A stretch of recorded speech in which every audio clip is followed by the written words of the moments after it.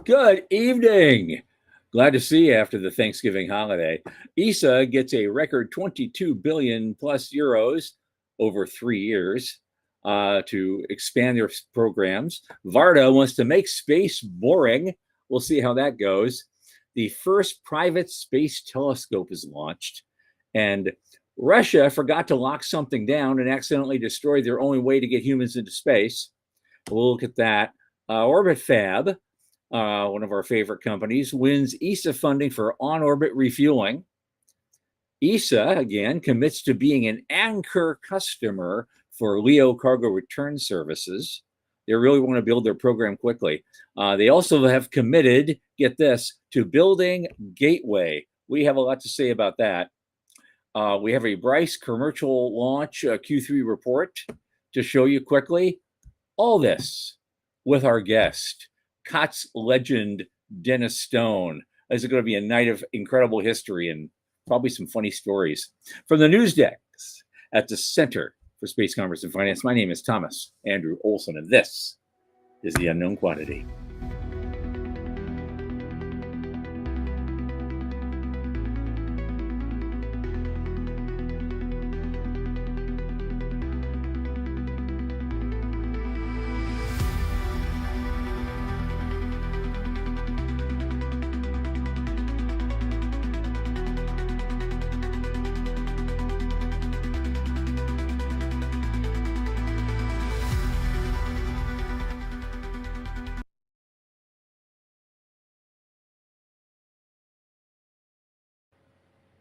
And as you know, this program is brought to you by the Center for Space Commerce and Finance. What do we do? Pray tell. We champion and strengthen emerging space startups and space-adjacent enterprises worldwide through advisory, access, and advocacy.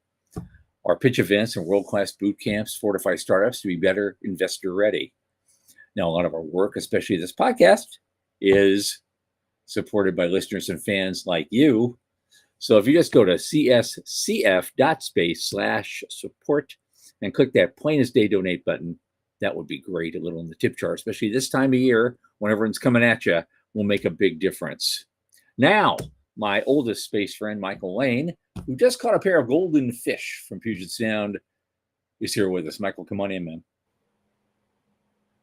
Hey, how's things? Hey. Okay. Did you get through Thanksgiving okay? Thanksgiving officially ended yesterday, and I had the last piece of pumpkin pie about 2 hours ago. So it started Wednesday, then Thursday, then Friday, then Saturday, then Sunday, and my last piece of pie was 2 hours ago. So it was a pretty great Thanksgiving. I was pretty happy about that. Good. Yeah. Good. Yeah. You? How'd it go? Oh, it's okay. We went to see friends, and so we got to bring home a few leftovers, but we didn't have to cook anything ourselves. We didn't have to get our house in order, And I broke training and got a bottle of Jameson for the occasion, and I think I just finished that last night. So Thanksgiving's open for me as well. It's over, right? Jamie, yep, see you again at Christmas. It's like, right? I'm not there anymore. Right. So. But I had officially said I was going to check out, and being kind of a perpetual bachelor, there's no way I'm going to host. But I get to go to everybody's house and get leftovers, so my fridge was pretty stocked. So that's the way to do Thanksgiving. That's what Yeah. All right. Oh God, Morty's back with us. Hey, Morty, welcome. Hey, welcome back. Welcome back. He told me a little bit about his trip to Germany and Japan. So that was great. Sean's calling me a mooch. Absolutely. Absolutely. You went out and had 4 kids, Sean. I'm the guy who's like, you guys do that. I'm not doing that. So 5 kids. Sorry, 5 kids. 5 kids. Yeah, so I do have to be that kind of bachelor level mooch. So I play my part well. I do. No cable. Jeez.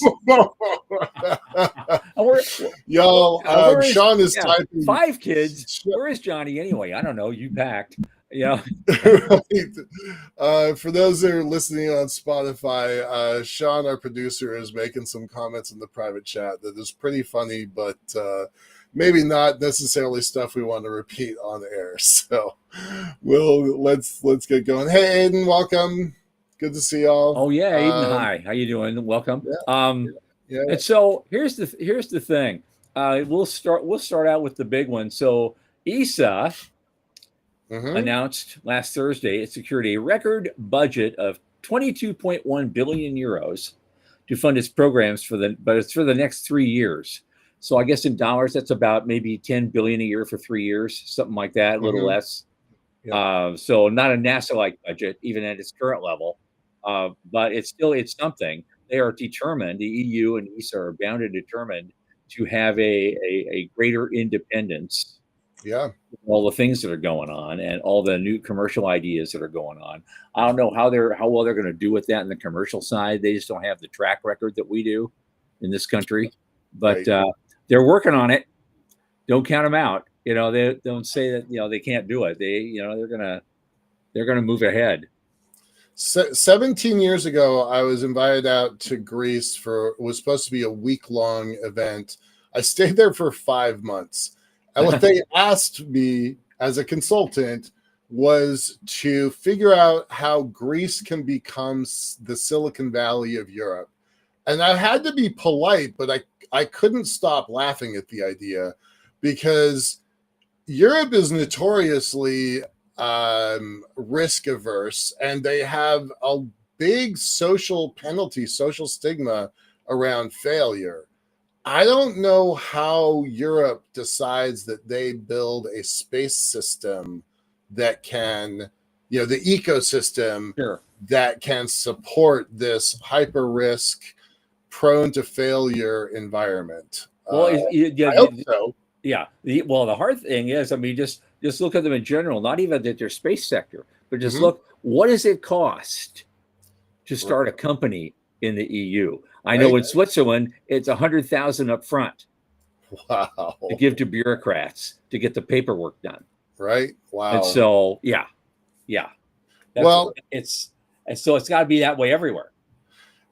This comes on the heels. We've talked about Germany just committed $35 billion over, I think, 5 years or 8 years. 8 years, I think. So we've been talking for a year now. Tom, you reminded me this is our 62nd episode, so yay for us. Yeah. But for about a year now, we've been talking about sovereignty and independence being a prime driver for these national space programs. So this is Europe's like, well, Germany's going to do their part, but we're going to do ours. I think I wonder how that's going to play out. Yeah, because I've just read a thing today. I can't remember where it was. It wasn't enough to include here, but they were talking about a lot of countries want to have sovereign astronauts. Yeah. And who do you fly them with, and what do they do with what it's going to cost? And those discussions are going on and on and on all over, the Euro sector and in the Middle East. Yeah. So, well, this quote from one of the directors says, "Defense is always a matter of national sovereignty, but pooling and sharing assets also has a European dimension." So Germany is contributing 5 billion euros to this new $25 billion budget, and France is putting in almost 4 billion euros. So, it's the normal space players have just kind of pooled their assets a little bit. But it is interesting. It is. And so next up, interestingly, Varda, who is big on, they're the downmass company. They are predicting that within 10 years, someone could stand at a landing site and watch multiple specialized spacecraft per night zooming toward Earth like shooting stars, each carrying pharmaceuticals manufactured in space. And within 15 to 20 years, it'll be cheaper to send a working class employee to orbit for a month than to keep them on Earth. And and so this is kind of what they're predicting for what the future looks like. It's just there's such incredible regularity to what's going on. It becomes, if people don't notice it, it becomes, it just becomes boring. They're on other things that excite them, because space has now become, it's this big commercial thing, and people are going up and stuff is coming down, and yeah.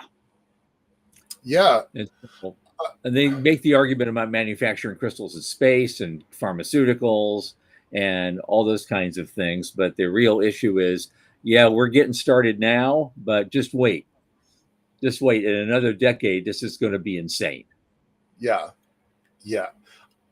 I was pretty surprised by some of this stuff. So the CEO, Brewy, talks to members of Congress. He talks about the 7 domino theory. I'm just going to read them off quickly here. Domino 1, reusable rockets. Domino 2, manufacturing drugs in orbit and returning them. Domino 3 is the big one, getting a drug into clinical trials. And he talks a lot about the clinical trial component. Domino 4 triggers the feedback loop. As Varda scales, costs drop, making the next tier of drugs economically viable. More drugs mean more scale, lowering costs again, and that will shove launch costs into the ground. He's got 2 others, and I've kind of lost the thread of it, but I was pretty impressed. I had not really thought about drugs as being an economic driver. I thought they were kind of a side hustle for space. Yeah. But I'm actually rethinking that. I'm rethinking that just from this. Yeah, that was an interesting comment we just got from Joe Pastrito. I haven't seen you in a while. Welcome back, man. Hey, Joe. He said, personally, I think this will be a big driver of private space stations. Note that Starlab already has a deal with Airbus, et cetera, et cetera. There's a lot of talk about that right now. All the money that's pouring into that. I mean, Voyager closed a $450 million thing in 2 days. It was a convertible note of a 0.75% interest. So come on, man. I mean, that's just insane what's going on with that stuff. And so for private space stations. So okay, you know, we're on our way. So how do we tap in, I guess? Yeah, we've talked about that. We're going to be talking about some more soon. You ready? Yeah. Next thing, very, very quick. I just noticed it's kind of a nice little blurb in Sky and Telescope. The first private space telescope has been successfully launched, and they say it's going to be a harbinger of things to come. It's the size of a mini fridge. And is on a SpaceX Transporter 15 rideshare mission launched just this last Friday. Carried 140 CubeSats, and including something called MAVE, which is an ultraviolet visible little telescope. And unlike other space observatories, MAVE is owned by a private company, which means, of course, its data will be private too. The ultraviolet spectra be provides. It's on a subscription model. So researchers who subscribe, that's what I thought. Yeah. I've not seen astronomy as a service before. I know, that's what it is, though, and really high-end kind of astronomy in the ultraviolet spectrum that no one else is looking at. And so you pick a niche that no one else is looking at and say, okay, we're going to get all the data we can and then charge a subscription fee for it. That could be a really great model. It's kind of intriguing. I'm not going to name him, but one of my advisors was one of the people who allocated time on the Hubble telescope.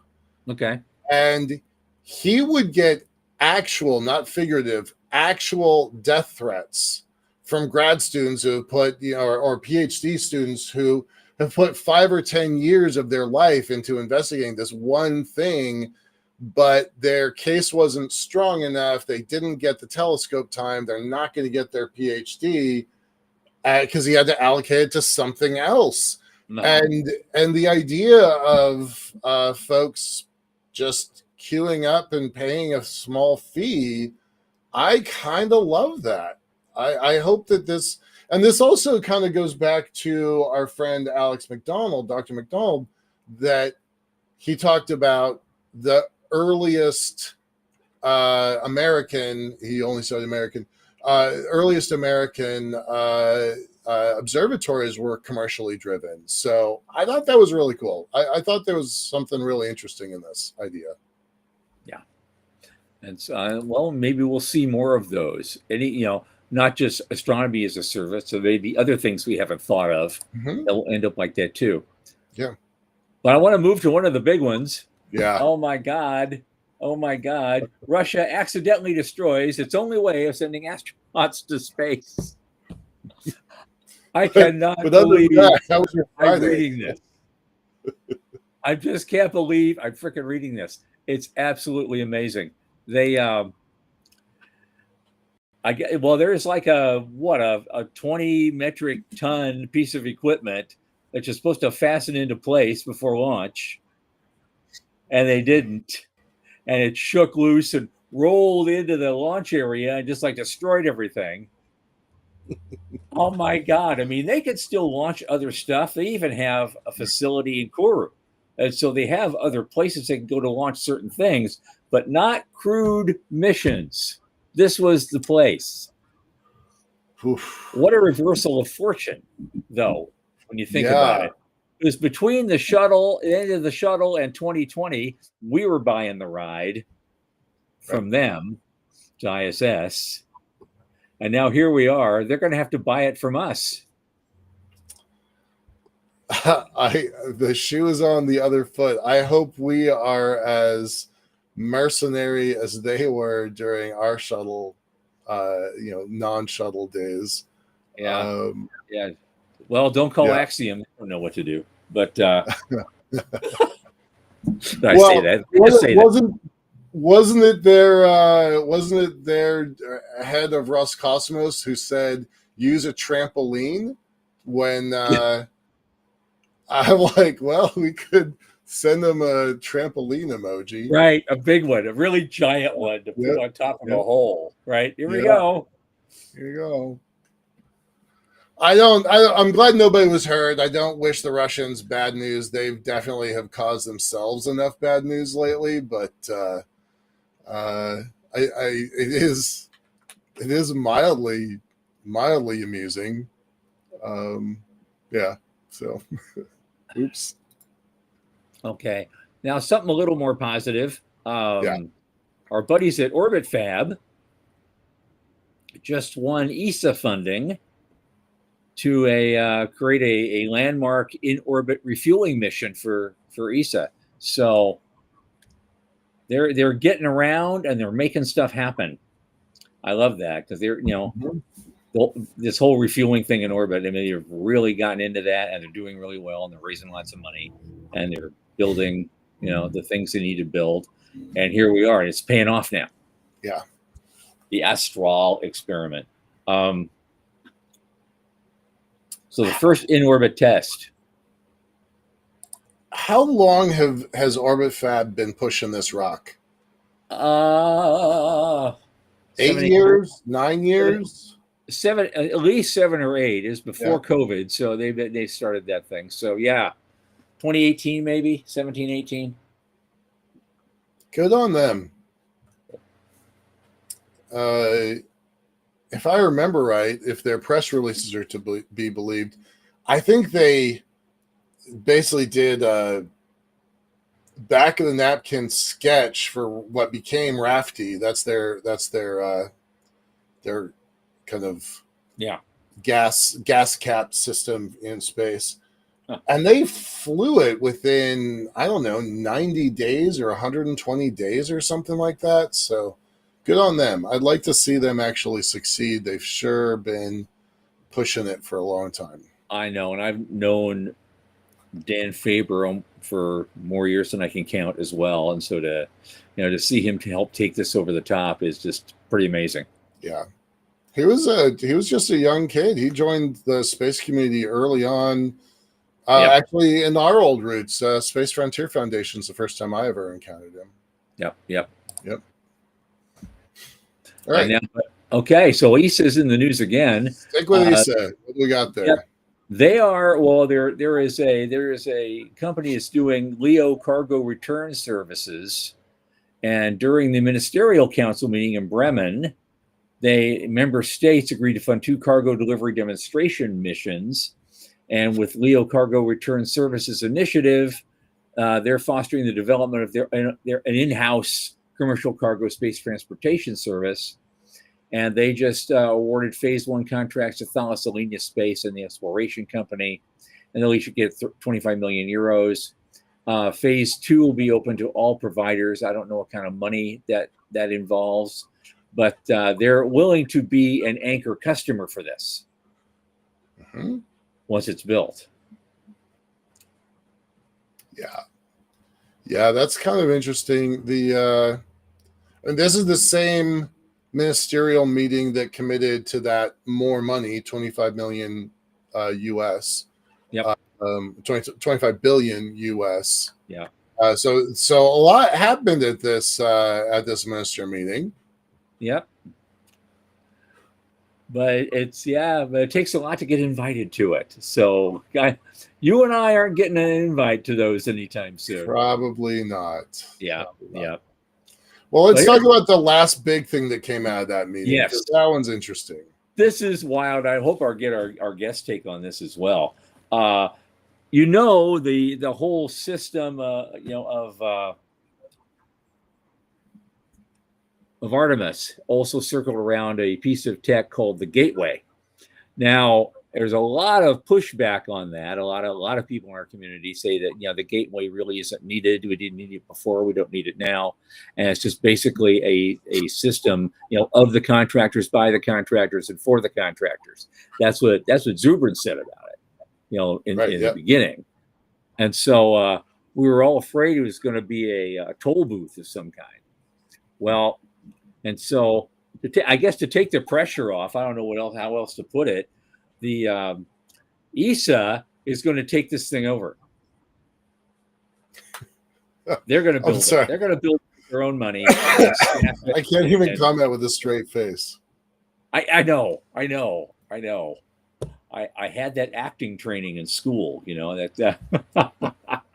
That teacher's so proud of me. She's like 85 now, and it's like. Right. No, so I don't have the same heartache and frustration with Lunar Gateway that other people do.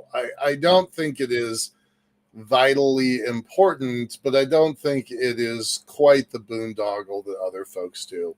But at the end of the day, it's billions over budget, years over timeline, and the world has kind of moved past it, right? The gravitics, the vasts, the axioms, the Voyager, the orbital reef. There's 5 programs that are better funded, better managed, more on time, and ready to take the place of what Gateway was supposed to be. Interestingly, I didn't realize this at first. I thought most of the modules were being built here on the NASA dime. Turns out they were building the majority of the modules anyway. 2 of the 3 original modules were being built by the EU anyway. And a lot of the other support equipment and a lot of things were being farmed out at that time to ESA. Right. Well, they're just going to take it. They're just going to own it. And so it'll become their thing. Well, I kind of love this line. I'm going to read it directly. The fate of the Lunar Gateway has been a bit uncertain.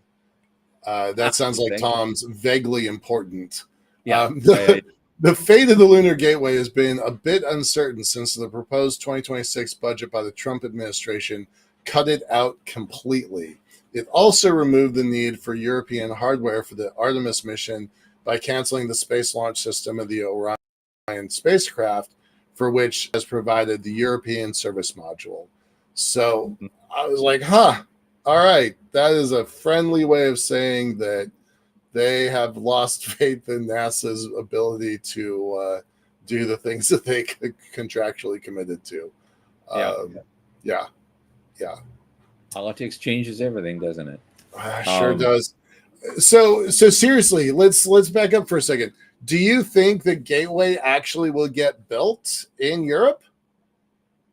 I guess they'll probably have to, if they're gonna. Yes, the short You think version is so? yes. Because they were already working on it. Now they've got some money to do it with all that big. I'm sure some of that 22 billion euros that was just Right. announced Yeah. today will end up there. And they were going to build those modules and put them up there, and they can certainly, if they want to spend the money, they can launch it on an Ariane 6. Well, I hope that all that happens. This is one of Because the they've better got the quotes ability here. to do it themselves. This is one of the quotes. No matter what the future holds for Artemis and Lunar Gateway, ESA has a lot of plans for the moon. The Moonlight program will develop infrastructure and systems that will allow communications and navigation services around the moon. So, okay, it would be really interesting to see them pull that together. I for one, would actually cheer it, not because I care about the Gateway, but I'd like to see Europe's lunar program mature. Yeah. Yeah. And they're determined to do that too. Yeah. So All right. On that note, how about we bring in our guest for tonight? Our guest tonight is none other than NASA and COTS legend Dennis Stone. What folks may not realize is that it was programs like commercial orbital transport systems that COTS that made Elon Musk in many ways possible. It was that early investment in. They took a little bit of NASA money and set it over on the side here, and we'll see what we can do with it in the private sector and see if we can help promote them a little bit. And so it wasn't a lot. I think 100 million went into there at first, and then it increased a little bit over time. But a lot of great stuff came out of there. A lot of great private sector stuff came out of there, including what's going on with SpaceX right now. It also spawned all sorts of other 3-letter programs or 4-letter programs that are kind of like piggybacked on COTS, and they're still doing things to this day. And so my good friend Dennis Stone is here with us now. We're going to talk about how the future was initially built and show about the following analogs and, of course, the lessons learned for space commercial development today, and that's still going strong. Dennis, come on in, man. Hello. Hey. Great to be with you. Okay. A long time ago, in a galaxy far, far away, right, this program got created. And I want people to know about this because the younger people who watch our show or listen to it, they probably don't understand the unique confluence of ideas and craziness and money and that came together in a way that might never happen in the same way again in our lifetime. Put this thing together that actually made it all work. So as we dive into that, please lead off. I want you to tell us kind of your origin story. I know you were at NASA for 38 years and you did a lot of great things. Just lead off with that a little bit, and then let's dive into COTS. No, I was one of those kids raised on the Apollo program and Star Trek. What more do I have to say, right? I was hooked at an early age, and so proud to be able to work for NASA for those many years, and particularly the last half of my NASA career on this very disruptive partnership concept that led to SpaceX and many other things. It was really a great opportunity for me to be part of that because we really, I think, made history. Well, so explain what COTS is and walk through the history of it, because what seems really obvious today was a radical idea back then. And got a lot of pushback, and people bet their careers on this idea. And if it hadn't worked, y'all were looking for other jobs. Yeah, and so what was going on is, NASA knew that the shuttle program was ending, and there was a space station that needed to be serviced with crew and cargo flights. And believe it or not, this was the year 2006, the baseline, NASA's plan to service the space station after the end of the shuttle 5 years later, like 2011, was to use Orion. Looking back, that didn't quite work out. In fact, I don't believe it's actually carried any people yet in the year 2025. But 20 years ago, that was the plan. Bush had just taken office as president. Mike Griffin was nominated as NASA administrator, and there were these little, noisy, bothersome little commercial companies in orbit around Capitol Hill saying, "Don't create another space shuttle. We can do this." And people were saying, "Oh, okay, that's interesting." And they were loud and they were annoying, and so Congress said, "Hey, Mike Griffin, can you fence off a little money and just give these guys a little busy box that can go, so we can prove that they can't?" Right. Mike said, "Yeah, sure. Well, 500 so we can million prove that they can't. Yeah, 500 million over 5 years. That's a rounding error." Right. Yeah.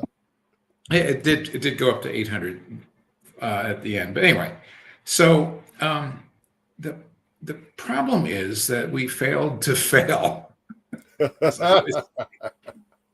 and much to some people's surprise and we were successful, and it wasn't just us. Like you said, Elon was absolutely paramount.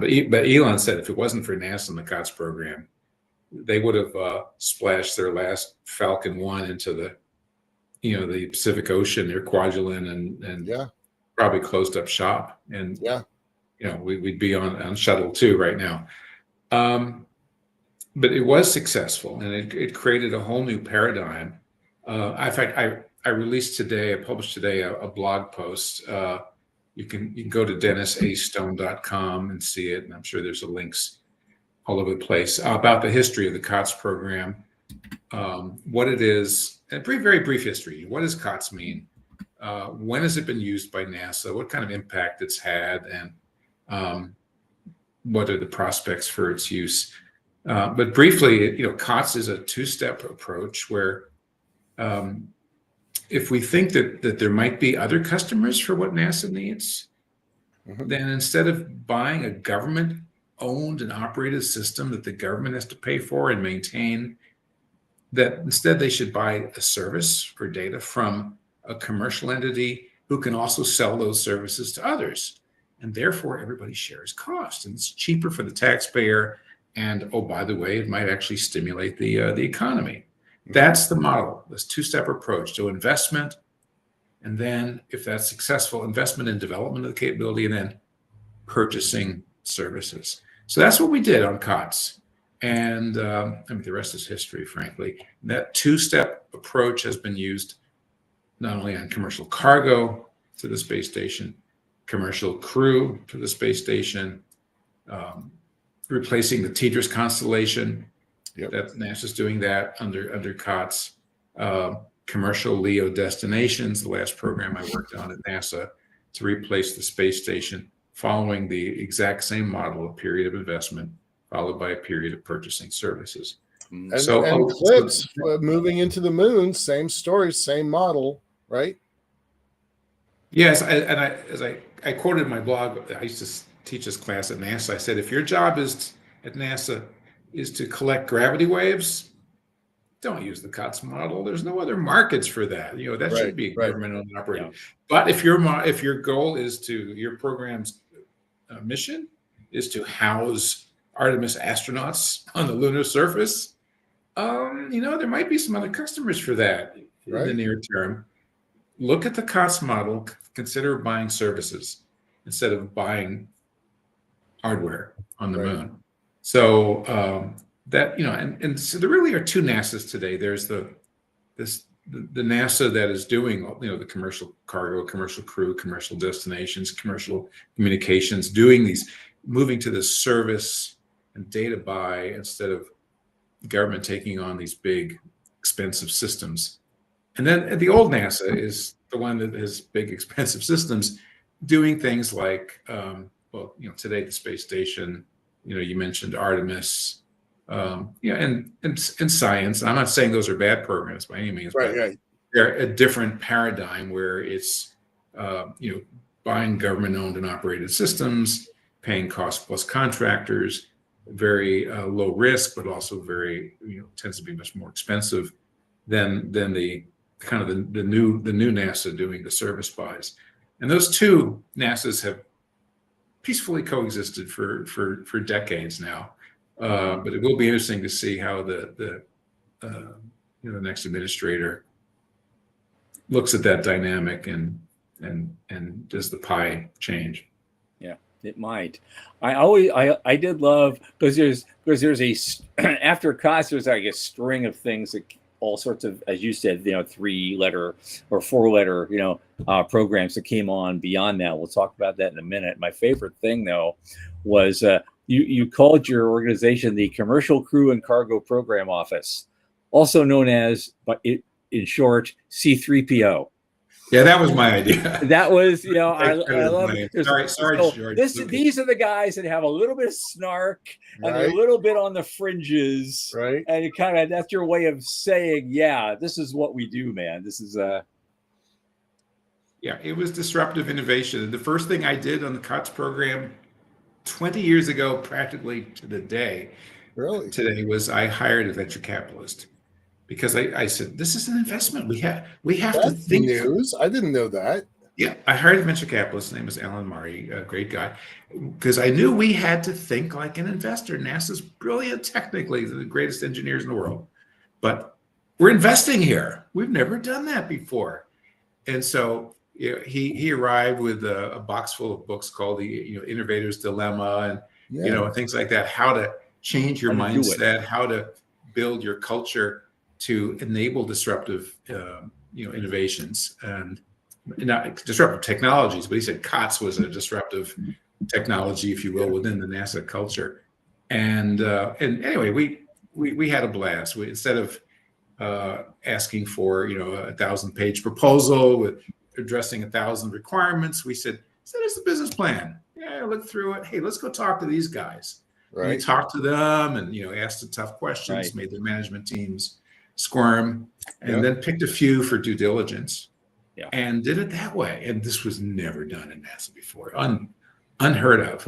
Created this new instrument called the Funded Space Act Agreement, which was very flexible. Never happened before, this. right? Yep. It was not under the federal acquisition regulation, so we had a lot of freedom.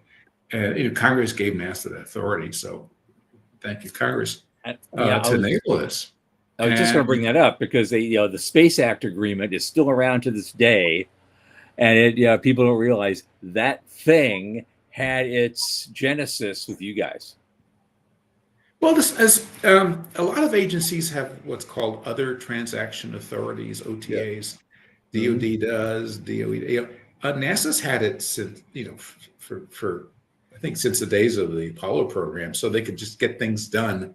If the FAR was too much of a burden, NASA could go do an emergency this or that to kind of stay on track.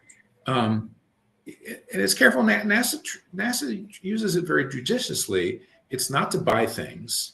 Mm-hmm. You're supposed to use the FAR and have the proper competition, but NASA uses it in very, very, very innovative ways to create partnerships. So in COTS, in the COTS model, in this investment phase, NASA doesn't buy anything, doesn't receive any goods or services. It's simply an investment. It doesn't take equity, by the way. We still call it investment for the good of the country because it's investing in the capability that NASA and hopefully other customers will buy if they're successful. And so the Funded Space Act Agreement does that. Also, there's other kinds of Space Act agreements. I could spend an hour talking about it, but to do cooperative development, and there's even the kind where companies pay NASA to a reimbursable agreement to get access to something that NASA might have that's unique, a facility or some technical capability. So it's a very powerful partnership tool. Yeah, well, it may have gone on for a long time in various forms, but you guys really gave a name to it. You gave it a name, that is on everybody's brain now, 20 years later. And so they still talk about Space Act agreements. Even people who don't know what they're talking about talk about Space Act agreements to get things done. That's kind of just the longitudinal, way to go. So that came from there. What came after? So let's get to the point where, okay, you guys actually gave some money to certain companies or combinations of companies. I'd like to talk about the process and how we got from this thing to that thing as an end game after spending $800 million.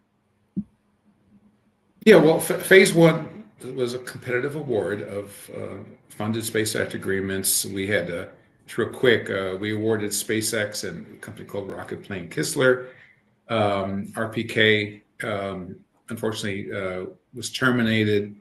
And so we took the point is we still had most of the money left and had another competition in 2008. And at that point, selected Orbital Sciences. They had the Cygnus spacecraft and the Antares rocket. They're now part of Northrop Grumman. Yep. And both SpaceX and Northrop Grumman then won the contract, the part 2 of the COTS model, the contract for services that was awarded in 2008 as well. So that's been very successful. SpaceX, again, true to the COTS vision, not only sold their product, their service to NASA, but the Falcon 9, not the Dragon as much, but the Falcon 9 has been a revolutionary export, if you will, for the United States to launch, the world's satellites, communication and other satellites. And so they really took advantage of it much more than Northrop did. And again, the rest is history. They've changed space. They've changed the world. Yeah. Because I remember that the first big success when they were doing it was just the Dragon capsule just for a supply run. Early on, the Dragon also came out of this, and that was Right. that ISDC where Charlie Bolden was speaking in 2012, and he had a live screen going on behind him, and you saw that docking thing of the first. Dragon capsule to lock on there. Everybody went nuts. That was a big Michael day. was sitting next to me. Right? Yeah, Right. doing Marine Corps chants of some kind. I was, yep. Right? Yep. You were out there like, oh, man, Yeah, we failed to fail. Yeah. It was a very successful program. Yeah. Lori Garver was there on the sidelines, and that was a good day. That was a fun day. What came next? COTS had a big pedigree going forward, and there are some things that kind of had its philosophical beginnings during COTS that are still existing today and adding some value. Can you talk about that a little bit? Yeah, like I said, the model was successful. We started commercial crew. We had some Obama shovel-ready stimulus money. I had some funded Space Act awarded early commercial crew companies, but it spun off into its own program, the commercial crew program, which is still ongoing to this day. I mean, SpaceX is flying. The services have been delivered. Boeing is still, as you know, still maturing their system, shall we say? This week is the first week in the whole shuttle, the whole ISS's experience, 25 years, where all 8 docking ports are full. There's so much activity to ISS that all 8 docking ports are full. So I gotta think that had some, COTS and the programs that followed on probably had something to do with where we are today. Yeah, well, I didn't realize that. Thanks for sharing. Yeah. And as I said, I didn't mention the CLIPS, the small payloads to the moon. Before that, NASA bought those services commercially. There was Lunar Catalyst, which was unfunded Space Act agreements, which don't give companies money, but gives them free technical services from NASA. So that was a version of the COTS model. TDRS replacement, it's ongoing right now. The Glenn Research Center is managing the phase 1 of that program.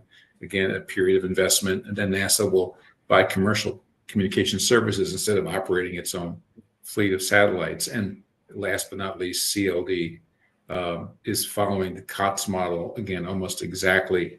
The model is flexible, and so what NASA's recently announced was instead of going directly from investment to services, there'll be another phase of investment.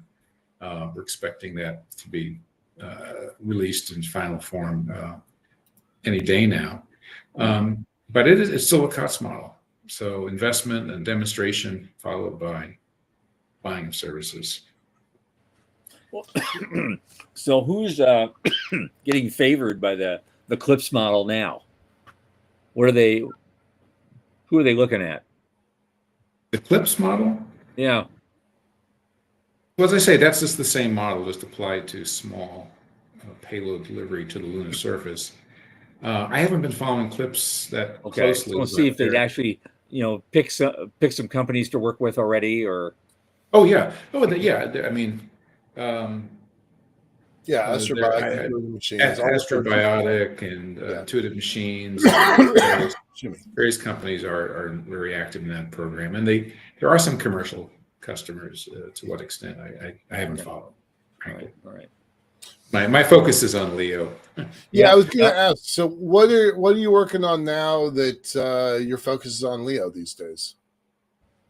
Yeah, I mean, so with my with my experience at NASA in the commercial LEO development program, and then I went to work for VAST. I supported them for 2 years. I'm consulting now, and I'm really excited about this because I can help many players who might be looking for a little guidance on how to navigate the CLD program. Who are the competitors? What are the markets? What is NASA doing? What is the funded space act agreement? How can they work with NASA and the company? So I'm also very interested in market development. We talked earlier about drug development. I'm not sure about drug production and manufacturing, but certainly there's a huge market for drug research and development, as well as R&D of for other industries that can benefit from microgravity. I really am excited about those markets. And so, as much as we're been working on the supply side of services, I think I'm also anxious to help those on the demand side find markets other than the current ISS government partners, NASA, ESA, JAXA, CSA. Because for LEO to be sustainable, there's going to have to be markets, and the government may be anchor tenants, but over time, I think they want to see the share of the pie decrease, not just by reducing their share, but by seeing a bigger pie. Because all the other little governments around the world wanting to, use CLDs to fly their astronauts and do things good for their countries, and companies, biotech and other companies making money from removing gravity in their research and development. Okay, well, this raises that question because you're really deeply involved in the commercial space station arena now in your consulting practice, and even before that. There's a lot of companies that are bringing big money to the table to do this. I just saw a big thing from some interview with Dylan Taylor and Voyager just today. He's talking about the kind of money they're bringing in to do things on their own. I mean, VAST is in play. There's a couple other outfits that are in play. There's ESA now says they want to build Gateway and put it out there. I don't know if they're going to actually do that and rent it out or what's going on. But the elephant in the room is always the ISS is going to be, shut down in 2030.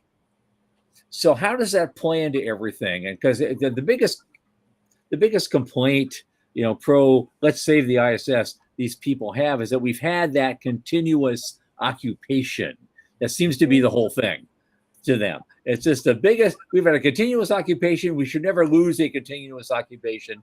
And who else could possibly pick up the slack to have a continuous occupation station again? Preach, brother, preach. Yeah. That's how I feel. That is Yeah, my very So, hard line. Yes, what do you- continuous so- operations. You're in the crosshairs. What do you think? What do you got? What's your view? Well, there are always going to be folks who want to keep the space station. You know some of them. I know some of them. And by the way, the space station has been an incredible success for all of the international partners. I've spent much of my career working on ISS. It's a great machine. It's demonstrated kind of markets we were just talking about. Yep. But just like, SpaceX would have never happened had NASA not canceled the space shuttle. Mm-hmm. The next great revolution in space, I guarantee you, will not happen if we don't end the space station program in a timely manner and have a nice transition to commercial stations. So I can't prove to go. I can't prove the next revolution is going to happen if we do that, but I can prove it won't happen if we keep station alive, because it's a big. I 100%. I'm not in the boohoo camp about ISS. So I used to drive a 1974 Porsche convertible, right? That is a POS car now. I love it. It's still my favorite car ever, but it's 1974 and it rattles above 70 miles an hour, right? So that's the International Space Station. No different. State of the art once, but isn't there anymore. You do need to do something with it. I don't care whether they boost the orbit and turn it into a museum or push it into the oceans. I don't care about that. What I care about is that those 5 or 6 or 7 station companies succeed and we keep our 25-year track record going. That's what I care about. Right. And I wouldn't get too hard over just speaking as an individual on having have a heartbeat up there every single moment over this transitionary period. There might be a time frame where we're up every month or every couple months as these CLDs start gearing up and start building out. Because frankly, in a constant budget environment, NASA might not be able to keep station running and invest in one or more CLDs. So the only solution may be there's a gap. It's not going to be the end of the world, but it may be the beginning of a new world, a new commercial world. So Mike, I would ask you if you consider tolerate a little breather at times. Okay. But hopefully there will not be a gap. I mean, companies like Vast, where I worked, amazing company. I mean, they're scheduled to launch their first space station in May of say next year. Right, 5 months from now, 6 months from now. So it's very possible there will be no gap. No. But we have to mention another. It's not an elephant in the room. It's something about half that size, maybe. But the Chinese space station. Now they're coming in and they want to have a continuous occupancy, and will some folks around the world start looking to that? I think that's the dragon in the room. Anyway, yeah. I mean, they're going to be out there. They already are, I'm sure, trying to get countries to participate. And I think then the calculus is more one of international diplomacy than markets and technologies like we've been talking about. So everybody has camps, and so I'm sure they'll be working with those in their camp. So what do you think of Gateway? Belts and roads and rockets. Belts and roads and rocks. Yeah. Right. So what do you think of ESA wanting to take over Gateway? Does it matter in the grand scheme? Yeah, I mean, we talked about the new NASA and the old NASA. Gateway, again, it's a good program. I know a lot of the people there are very, very talented. I've always wondered about the mission need, because remember Apollo. There's my Apollo poster. went straight to the moon. There wasn't a need for a station there where they get out of one vehicle and go into another. I mean, they did some interesting things with the LEM and whatnot, but I always felt that there are more efficient ways to land people on the moon. But Gateway has other missions, to do science and international cooperation. And you mentioned by 4 of the contractors. Yes, having Gateway might actually help make it easier for NASA to cancel the ISS, because there's a trained workforce that's ready to go work on the next government space station. So anyway, I'm not really answering your question directly. Okay. I have questions of my own. Okay, that's fine. We got about 4 minutes left. I want to go into a little bit. This is what we ask every new guest is what your view, and you've seen a lot, as much as we've had over many, many, many years. And so I'd like to get your take. What do you see our world looking like in orbit and beyond, say in the next 5 years, and then in the next 25 years? Great question, Tom. The crystal ball is a little clearer in the near term, of course, but I definitely see in 5 years that transition we talked about from ISS to commercial LEO destination or shuns is well underway and is going successfully, and new markets are happening. Starship is flying. See further revolutionary drops in the cost of getting things into space. By the way, World Space Week next year, the theme will be the rocket revolution. We'll be in October 4th through 10th. We'll be talking about how launch has changed everything and how it continues to change everything. 25 years, the space frontier is moving way, way fast. It's left LEO. It's probably past the moon. There'll be commercial activities coexisting with government activities, lunar mining and other economic activities, I'm sure, as well as science and so on. And we're out, the first people have landed on Mars, and we're starting to do amazing things there. So that's the short answer. Okay. I do have one thing from Morty coming in. He says, why don't we turn, and I've heard this before, and you have too, why don't we turn the ISS into a business and improve it to be more efficient and win the early private space lab market? Yeah, so the ISS is huge and expensive. Yeah. And if we continued it in any form whatsoever, it would draw so much money away from everything else that NASA wants to do. Probably there will be no commercial LEO destinations. We're simply maintaining a museum or whatever you want to call it. That is the dirty, unfortunately, of ISS, is that it's a bitch to maintain. It is, how many billion a year? 3, 4? Yeah. The Boeing contract is $3 billion.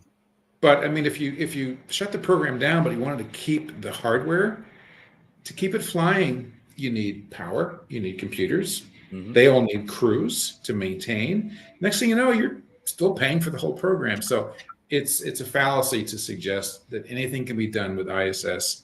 As much as with all due respect, it has to be terminated so that the next generation can take off. Yep. Right on. Okay. Well, I don't know, Morty, but now he's saying that, I'm sure we can write up a case for it. NASA might give it away, I guess, just to keep it up, and then it becomes maintaining and winning an early market. It's still okay. Show me where the first $3 billion is coming from to start that. Right, and then the business case. I will sign on. You can't privatize an aircraft carrier. They're not designed. And that's great. That is a great. That's a good one-liner. A good one. I like that. Yep. Okay. On that note, Dennis Stone, we're going to do this again. I'm hoping I want to get you to ISDC next year in McLean, Virginia. because I know I've been tapped to do a panel on stuff like this, and I want you on it if you're willing. And I'm also running the business track right after that. So let's see where we can get you situated, and let's do some things. Love it. Okay. Thanks for having me on. Yes. Bye-bye. My good friend Stoney. Take care, man. Stick around. We'll talk afterwards. Okay. For Thursday, I think we had a guest, but the guest had to cancel for unfortunate circumstances. So unless we get a new one in the next 3 days, it'll probably be the usual free-for-all of news, hearsay, innuendo, and general tomfoolery. All as it's 8 p.m. Eastern. And so for Michael Wayne and Sean Key, our producer, my name is Thomas Andrew Olson. Keep watching the skies.